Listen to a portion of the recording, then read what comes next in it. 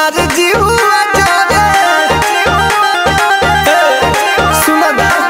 5-7 दिनवा पयाहिला हम घर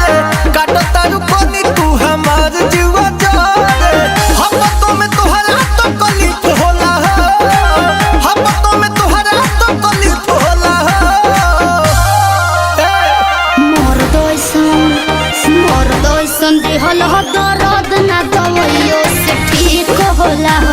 मोर दोइसन दिहल ह दर्द ना दवाइयो से ठीक होला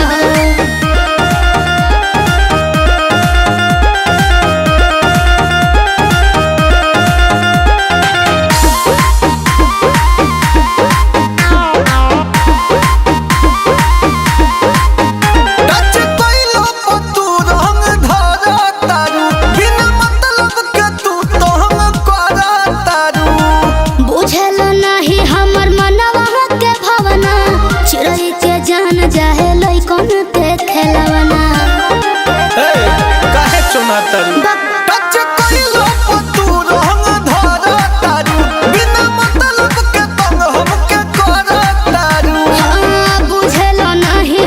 मनवा के भावना चिड़ै के जान जाहे लइकन के खेलावना कहियो ना प्यार भरा हिक होला कहियो ना प्यार भरा हिक होला मोर दोइसन दिहल ह दर्द ना दवाइयो से ठीक होला मोर दोइसन दिहल ह दर्द ना दवाइयो से ठीक होला मोर दोइसन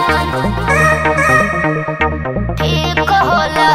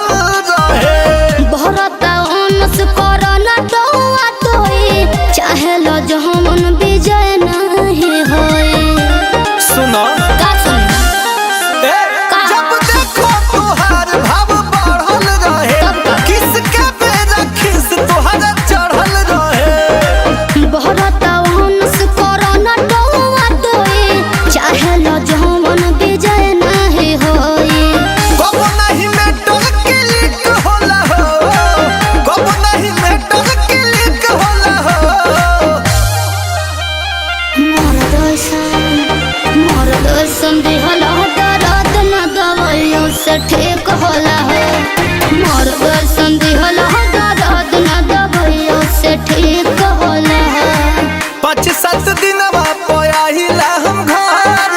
काटो तारू कोनी तू हमार जीवा जाने सुना ना 5-7 दिनवा पयाहिला हम घर काटो तारू कोनी तू हमार जीवा जाने हम तो में तोहरा तो कलीफ होला हम तो में तोहरा तो कलीफ होला मोर दोइसन दिहल ह दर्द